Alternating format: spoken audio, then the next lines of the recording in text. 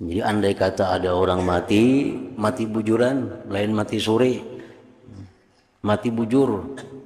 Nah, mati bujur, kamu dihidupkan lagi oleh Allah, niscaya orang ini kada akan lagi berurusan duniawi. 100% dia hidup hanya untuk menghadap Allah. Karena dia sudah berpengalaman bagaimana sakitnya, pedihnya menghadapi kematian. وسلم يا سلام على النبي خير الأنام والآل والصحب الكرام. بسم الله الرحمن الرحيم. الحمد لله رب العالمين وبه نستعين على أمور الدنيا والدين والصلاة والسلام على أشرف الأنبياء والمرسلين سيدنا محمد وعلى آله وصحبه أجمعين. قال المصنف الإمام أبو حامد الغزالي رحمه الله ونفعنا بعلومه. وروي أن نفرا من بني إسرائيل مروا بمقبرة فقال بعضهم لبعض لو دعوتم الله تعالى أن يخرج لكم من هذه المقبرة ميتا تسألونه فدعوا الله تعالى فإذا هم برجل قد قام وبين يديه أثر السجود قد خرج من قبر من القبور فقال يا قوم ما أردتم مني لقد ذقت الموت منذ 50 سنة ما سكنت مرارة الموت من قبلي. وقالت عائشة رضي الله عنها لأغبيت أحدا يهون عليه الموت بعد الذي رأيت من شدة موت رسول الله صلى الله عليه وسلم. وروي أنه عليه السلام كان يقول اللهم إنك تأخذ الروح من بين العصب والقصب والأنامل اللهم فأعني على الموت وهونه علي. وأن الحسن أن رسول الله صلى الله عليه وسلم ذكر الموت وغصته وألمه فقال هو قدر 300 ضربة بالسيف. وسئل صلى الله عليه وسلم عن الموت وشدته فقال إن أهون الموت بمنزلة حسكة في سوب فهل تخرج الحسكة من السوب إلا ومعها الصوف.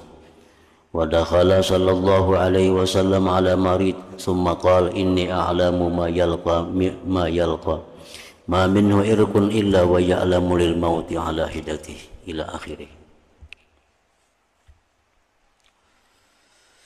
Artinya perkataan Imam Al-Ghazali rahimahullah wa nafa'ana bi ulumihim, diriwayatkan bahwa satu rombongan dari Bani Israel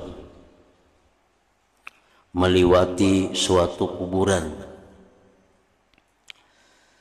Lalu sebagian mereka berkata kepada sebagian yang lain, jikalau kamu berdoa kepada Allah Ta'ala agar mengeluarkan bagi kamu dari kuburan ini orang yang mati, yang mana kamu bisa bertanya kepadanya.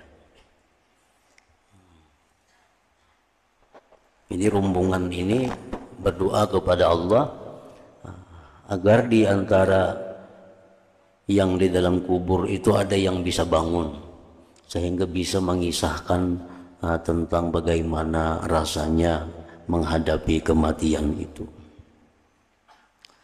Lalu mereka berdoa kepada Allah Ta'ala, maka tiba-tiba mereka bertemu dengan seorang laki-laki yang telah berdiri, dan di antara kedua matanya ada bekas sujud. Begitu berdoa kepada Allah, ya Allah keluarkan satu orang di kubur ini. Tiba-tiba muncul dari kuburan itu seseorang laki-laki yang ada bekas sujud di dahinya, yang telah keluar dari satu kubur dari kubur-kubur. Lalu ia berkata, wahai kaumku, apa yang kamu kehendaki dariku?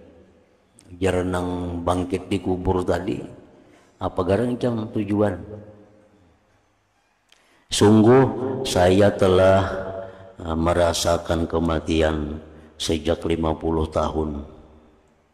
Tidaklah tenang pahitnya kematian dari hatiku.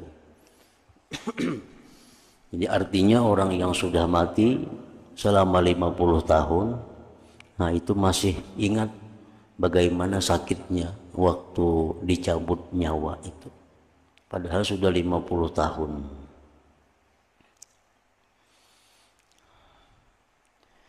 Aisyah radhiyallahu anha berkata, tidaklah saya iri hati, artinya tidaklah saya kepingin, tidaklah saya menghendaki kepada seseorang yang dimudahkan atas kematiannya sesudah yang saya lihat dari kesulitannya wafatnya Rasulullah sallallahu alaihi wasallam. Dulu ujar Siti Aisyah, aku kepingin bahwa dimudahkan mati itu, dinyamankan mati itu. Nah, sesudah aku melihat bagaimana Rasulullah menghadapi kematian itu, maka kepinginku untuk nyaman mati itu telah hilang. Karena Rasulullah aja orang yang paling dekat dengan Allah, sedemikian rupa menghadapi beratnya kematian itu. Diriwayatkan bahwa Rasulullah sallallahu alaihi wasallam bersabda, Allahumma innaka ta'khudhur ruh min bainil asabi wal qasabi wal anamil. Allahumma fa'inni 'alal maut wa hawwinhu 'alayya. Artinya, ya Allah, sesungguhnya Engkau mengambil roh dari antara urat, ruas dan jari-jari.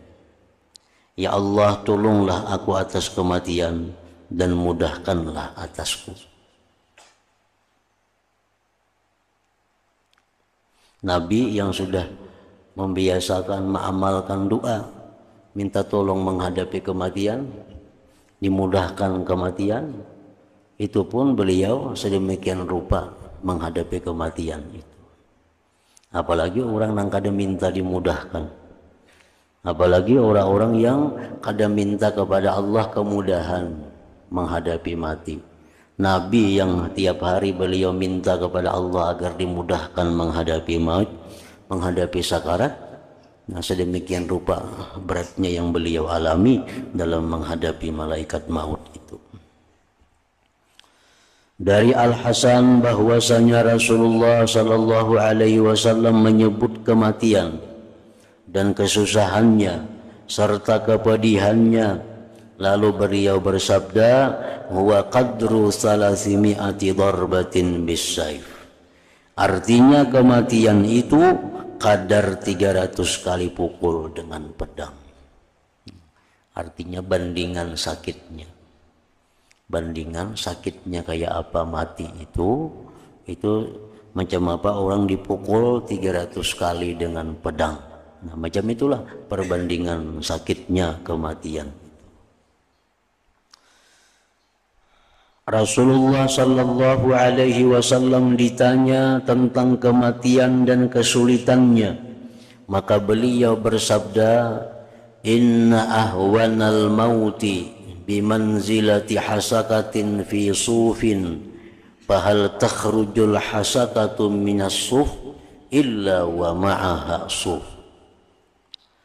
Artinya sesungguhnya semudah-mudah kematian itu seperti duri di dalam bulu, maka tidaklah duri itu keluar dari bulu, melainkan bersama duri itu ada bulunya.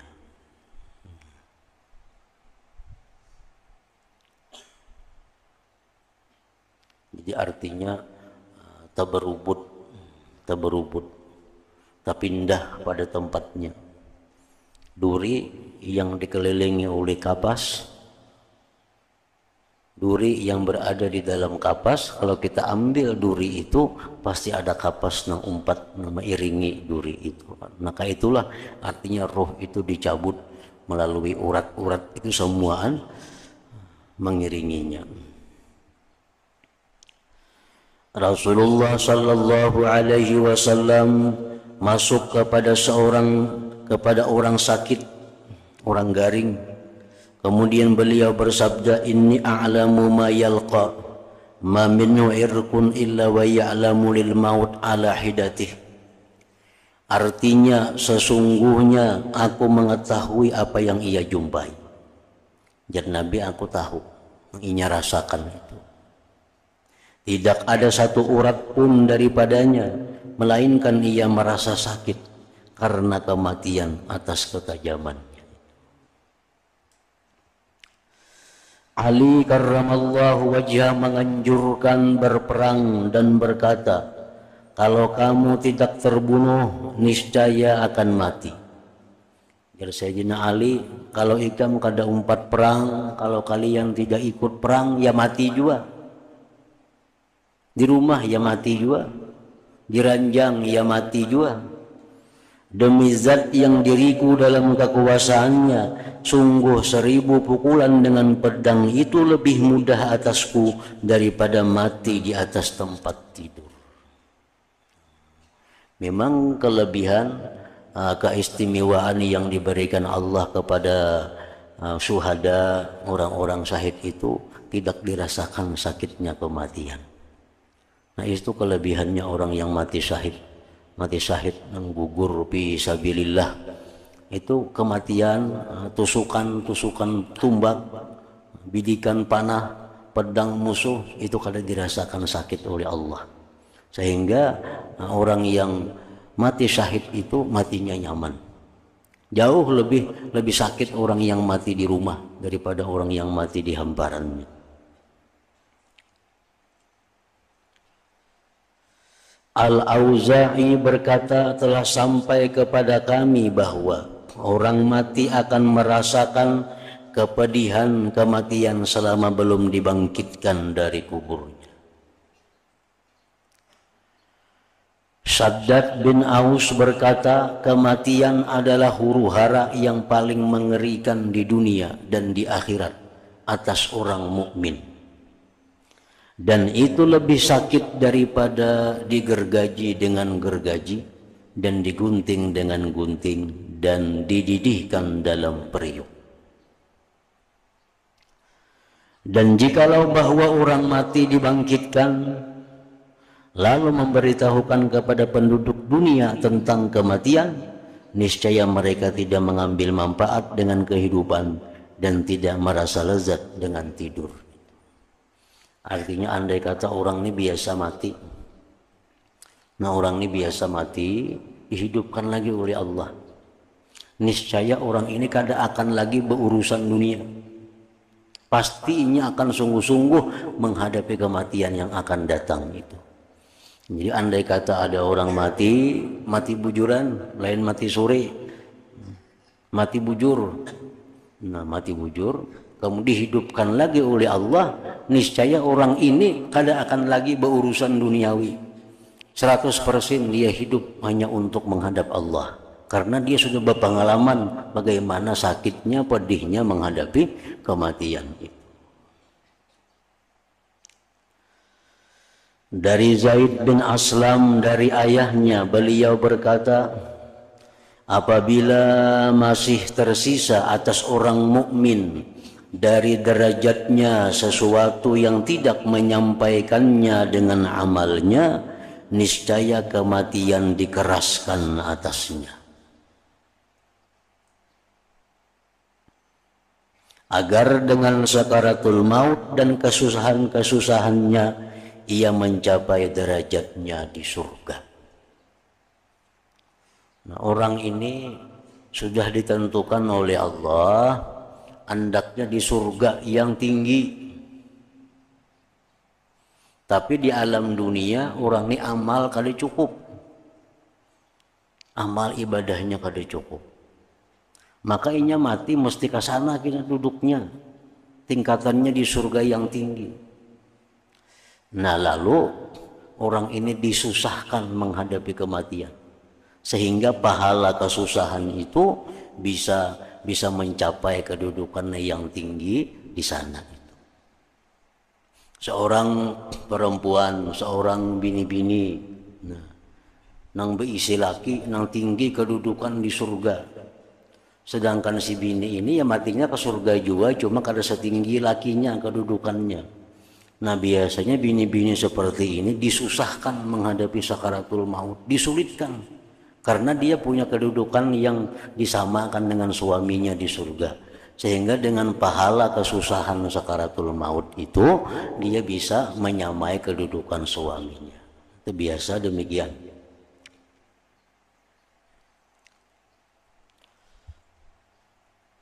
Dan apabila bagi orang kafir ada suatu kebaikan yang belum dibalas dengannya, niscaya dimudahkan atasnya dalam kematian, agar ia menyempurnakan pahala bagi kebaikannya, lalu ia menjadi ke neraka.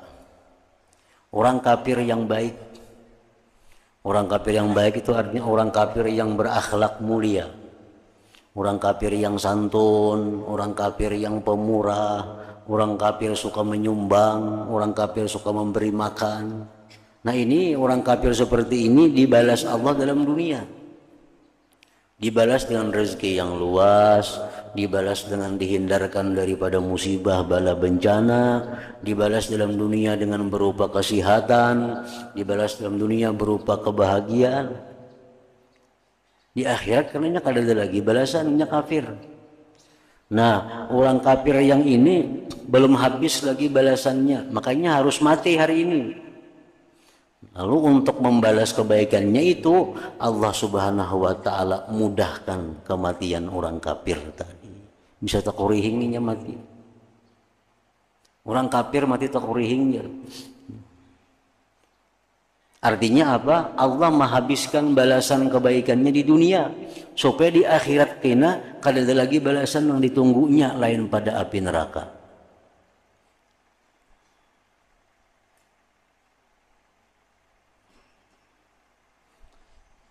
Jadi mati sakit, mati nyaman itu kada kawa diulah paduman. Bila orang mati nyaman misalnya tak kurihing ke surga kada tentu. Bila orang mati kesakitan dia bakal ke neraka kada tentu juga. Itu kada kawa diulah paduman. Nah, biasa orang mati sakit, mati kesakitan itu bisanya untuk meninggikan derajatnya di surga. Yang mana dengan pahala sakit itu bisa dicapainya. Nah, orang kafir tadinya matinya tersenyum, matinya nyaman, bukan berartinya ke surga. Itu untuk menghabiskan kebaikannya dalam dunia sehingga di akhirat hanya tersisa neraka untuknya.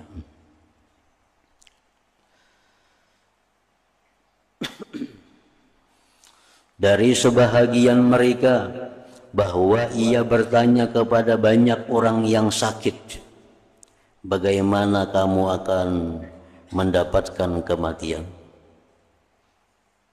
Ada orang, bila ada orang garing didatanginya, kayak apa ikam sakitnya, kayak apa ikam menghadapi masalah penyakit engkau ini. Ini ketujuh, bila ada orang garing datanginya, ditakuninya, keadaannya garing kayak apa, sakitnya kayak apa. Lalu ketika ia sakit, nah orangnya garing ini, maka ia ditangi orang juga. Dan kamu bagaimana kamu akan mendapatkan kematian? Maka ia berkata, seolah-olah langit-langit itu ditutupkan atas bumi dan seolah-olah diriku keluar dari lubang jarum. Rasulullah sallallahu alaihi wasallam bersabda, mautul faj'ah rahatun lil mu'min wa asapun 'alal fajir. Artinya kematian secara tiba-tiba, mati mendadak, serangan jantung, mati tergugur, mati karena satrum, mati karena tabrakan mendadak, adalah kesenangan bagi orang mukmin. Kalau orang beriman itu untung. Arti orang beriman di sini orang yang sudah cukup persiapan untuk mati. Orang yang sudah menyiapkan kematian, mati mendadak itu keuntungan baginya dan keuntungan bagi yang ditinggal. Ada lapah menggaduh, ada lapah maharagu, 1 tahun 2 tahun garing, kan kasihan yang hidup. Ini kada matinya bakajut, jadi orang akan menggaduh kada terasa, kada dirasakan Allah, inya pun untung. dan penyesalan atas orang yang maksiat. Nah, kalau orang banyak dosa, mati mendadak itu kecelakaan ngarannya. Kecelakaan, kada sempat membersihkan diri, kada sempat tobat. Nah, karena penyakit-penyakit itu adalah menghapuskan dosa. Kalau orangnya banyak dosa, nah, penyakit itu meninggikan derajat kalau orang itu sudah habis dosanya. Orang ini banyak berisi dosa, diberi Tuhan penyakit, dosanya habis, penyakitnya masih ada, derajatnya ditinggikan oleh Allah. Nah, jadi kalau orang beriman, orang yang sudah siap menghadapi kematian, mati mendadak kada jadi soal, itu keberuntungan baginya. Nah, kalau orang yang banyak dosa, banyak maksiat, banyak lalai lawan Allah, kada tapi pak amal, kada pak ibadah, mati mendadak, nah ini kecelakaan. Kalau orang yang banyak dosa, yang barangkali banyak lalai lawan Allah, itu baiknya garing dulu, jakanya kawah tuh. Garing dulu. Nah, sehingga sampat garing itu, sampat membayari hutang piutang, sampat membirisakan titipan-titipan orang, sampat memperbanyak zikir, sampat memperbanyak salawat. Nah, hanyar mati, nah itu jakanya kawa. Jakanya kawa. Nang payah itu, ini orang nang banyak lalai, ini garing, lo memikirkan berubat saja dulu. Ini tuh garing, pikirkannya berubat dulu. Kada dipikirkannya bahwa ini adalah peringatan Allah. Berubat itu nomor 2 dulu. Ini orang yang banyak lalai lawan Allah, banyak lupa, banyak urusan dunia, banyak urusan kekayaan dicarinya, urusan yang kada karuan. Hidup sibuk dengan perdagangannya, perkebunannya, sibuk, garing. Nah, jangan memikirkan berubat dahulu. Nang dipikirkan tuh ini peringatan Allah. Sambil berubat tuh kada dilarang oleh Allah, cuma sambil juga membersihi. Nah, sambil membersihi, jangan lupa membersihi, mikirkan berubat aja. Makanya bawa ke Banjar, kada mampan bawa ke Jakarta, kada mampan bawa ke Singapura, mati di Singapura situ. Nah, apa dah? Kalau kawa juga, jakanya sambil membersihi diri, sambil berubat. Nah, kedua-duanya jalan, nah mestinya kayak itu. Nah, sugih-sugih nih, begitu garing, nah tuh sadang artinya. Sadang berubat, sadang memperbaiki diri. Jangan semacam aja yang diurus. Supaya mati dalam keadaan sudah bagus.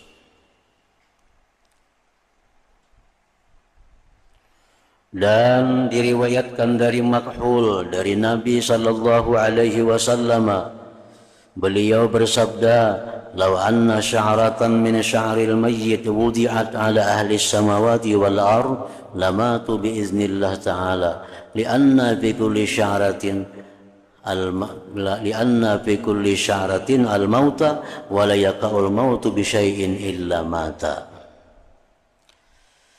Ujar Nabi, seandainya sehelai rambut dari rambut orang yang mati itu diletakkan atas penduduk langit dan bumi, niscaya mereka mati dengan izin Allah.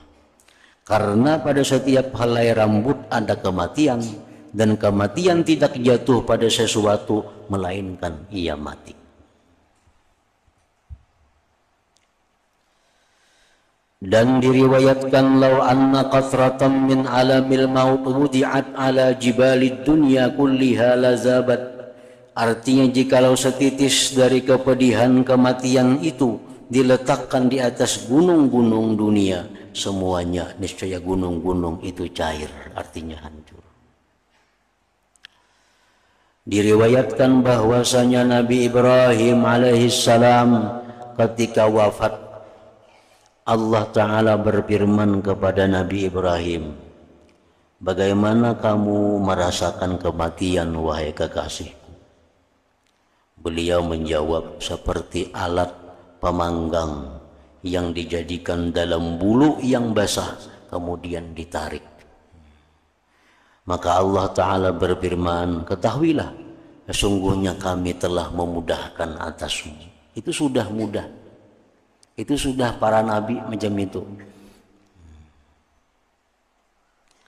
Diriwayatkan dari Nabi Musa alaihi salam bahwa ketika roh beliau kembali kepada Allah Ta'ala, maka Tuhannya berfirman kepadanya, wahai Musa, bagaimana kamu merasakan kematian?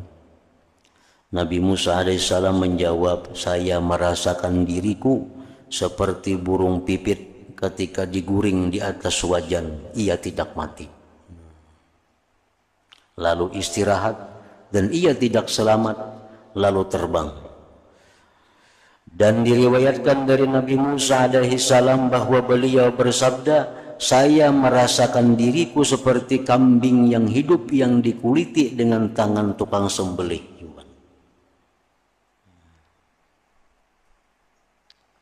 Padahal ini gulungan para nabi. Jadi artinya sakit mati itu kada memilih siapa-siapa, nabi sakit mati, orang-orang wali sakit mati, orang-orang beriman sakit mati.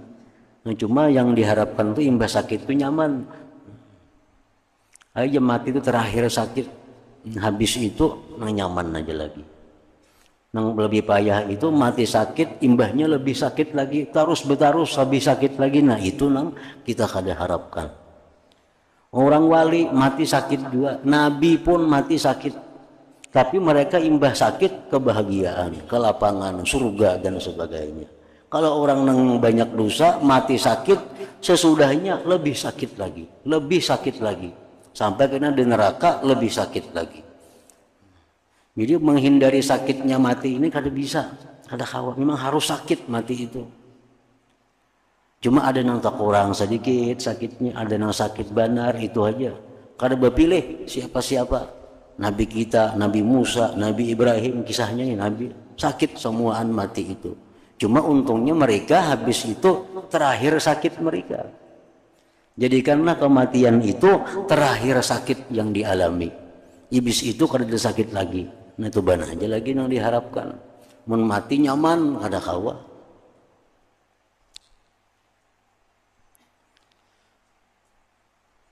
Paling-paling dimudahkan,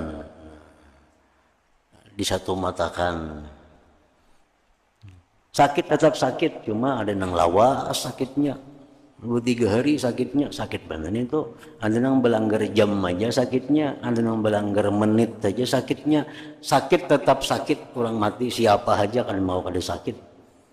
Cuma tergantung lawas kadanya sakitnya, dan yang imbah sakit itu apakah ada sakit lagi pulang atau kada. Nah, nabi-nabi, wali-wali, orang yang banyak diisi pahala, imbahnya itu nyaman. Ada lagi yang sakit. Nah, orang yang banyak dosa, orang kafir, apalagi imbah sakit itu bertambah terus sakitnya. Kayaknya di alam kubur tambah sakit lagi. Di padang mahsyar tambah sakit lagi. Masuk neraka makin sakit lagi. Nah itu orang-orang yang banyak dosa tadi.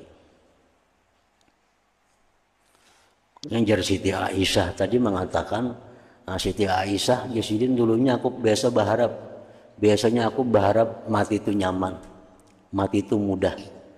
Tapi sesudah aku melihat Nabi wafat, kayak apa beliau menghadapi wafat, hilang harapan itu. Harapan itu hilang. Artinya apa? Nabi aja macam ini, apalagi nang kada nabi.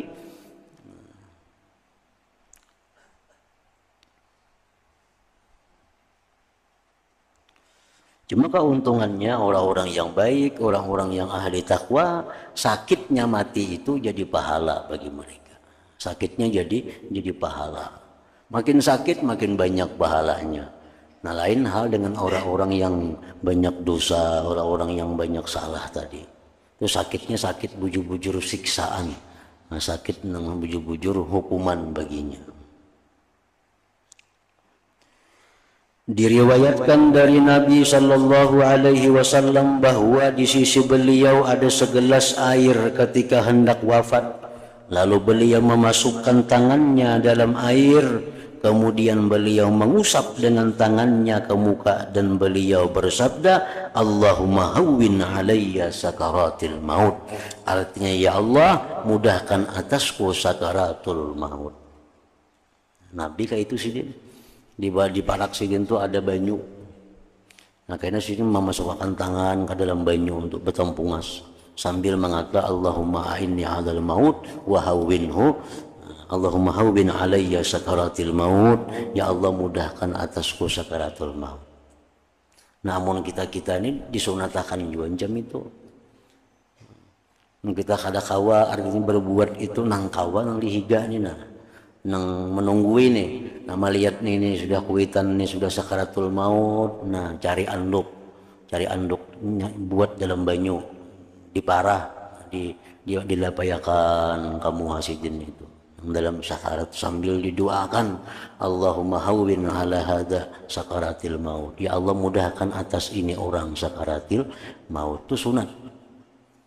Kena ambil banyu lapayakan kamu hanya, kena ambil banyu sasindok tetangga sindok minum makan, basahi bibirnya. Itu disunatkan bagi orang yang menghadapi orang sakaratul maut sambil didoakan Allahumma hawwin alaih, ya Allah mudahkan atasnya ini sakaratil maut gitu. Fatimah radhiyallahu anha berkata, alangkah berat kesusahannya bagi kesusahanmu wahai ayahku. Ini Fatimah radhiyallahu an, anak Nabi, waktu menjenguk Nabi dalam keadaan sakit, yang mana beliau wafat pada waktu sakit itu. Jadi jar Fatimah makasihannya abah sakitnya pian. Nah, Fatimah ini mengasihani abahnya sakitnya pian ya Rasulullah. Lalu ujar Nabi apa? La karba ala abika ba'dal yaum. Artinya tidak ada kesusahan atas ayahmu setelah hari ini. Nah ini yang kita hendak tuh kayak itu. Ayo dia sakit mati memang kada kawa kada sakit mati ini tuh. Luka aja sakit kita. Cabut gigi aja sakit. Apalagi cabut roh. Nah cuma nang kayak Nabi ini kita kehendaki la karba ala abika ba'dal yaum. Tidak ada kesusahan lagi atas ayahmu setelah hari ini. Nah, jadi sakitnya kematian itu hendaknya jadi akhir sakit dalam hidup kita. Nah sesudah itu hanya kenikmatan-kenikmatan yang datang. Umar radhiyallahu anhu berkata kepada Ka'bul Ahbar, wahai Ka'ab, ceritakan kepada kami tentang kematian.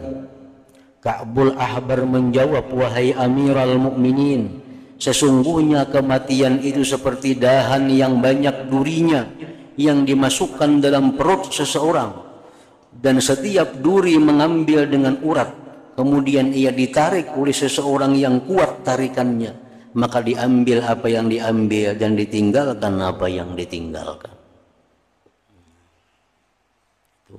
Nah, kiasnya mencabut roh itu.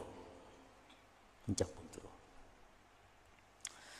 Nabi sallallahu alaihi wasallam bersabda, innal abda la yu'aliju qurabal maut wa sakaratil maut wa inna mafasilahu la yusallimu ba'daha ala ba'd taqulu as'alaika assalam tufarikuni wa ufarikuka ila yaumil qiyamah. Artinya, sesungguhnya seseorang hamba itu mengobati kesusahan-kesusahan kematian dan sakaratil maut. Dan sesungguhnya persendian-persendiannya itu sebagian mengucapkan salam kepada sebagian yang lain. Seraya berkata, mudah-mudahan kesejahteraan atasmu, kamu berpisah denganku dan aku berpisah denganmu sampai hari kiamat. Artinya ada orang yang berubat, orang ini garing, berubat ke dokter, kasih itu kamari berubat. Padahal urat-uratnya sudah saling mengucapkan salam, hendak berpisah artinya. Ini kada tahu apa nang berubatnya pada uratnya sudah selamat tinggal, lawan bepada roh batis sudah bepada lawan batis selamat tinggal, kena kita jumpa hari kiamat. Singnya bepada lawan lintuhut, lawan lutut sudah. Nah kita kada merasa pada sudah itu terjadi pada diri kita. Nah kita masih berubat ke situ kamari lagi.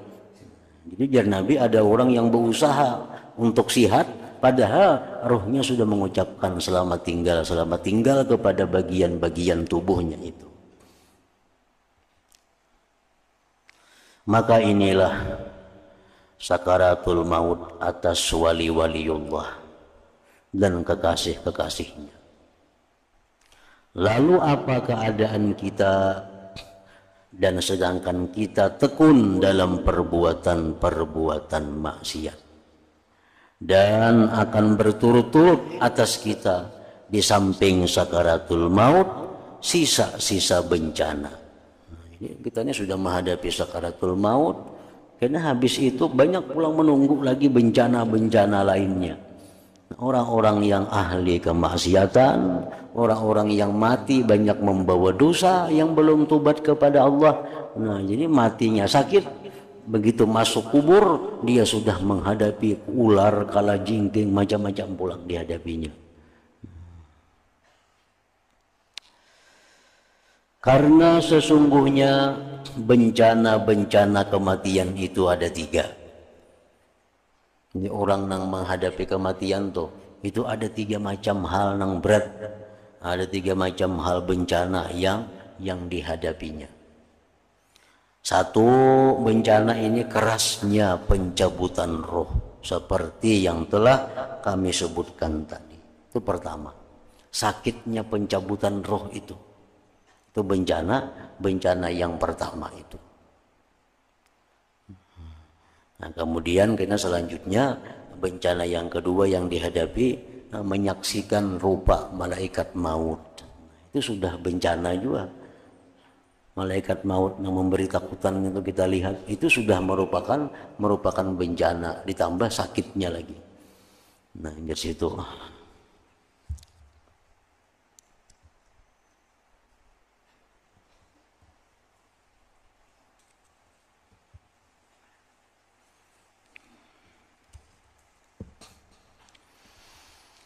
إلى حضرة النبي صلى الله عليه وسلم أفضل الذكر فاعلم أنه لا إله إلا الله محمد رسول الله لا إله إلا الله محمد رسول الله لا إله إلا الله محمد رسول الله لا إله إلا الله لا إله إلا الله لا إله إلا الله لا إله إلا الله لا إله إلا الله الله الله الله الله الله الله الله الله الله الله الله الله الله الله الله لا إله إلا الله محمد رسول الله لا إله إلا الله محمد رسول الله لا إله إلا الله محمد رسول الله لا إله إلا الله الفاتحة.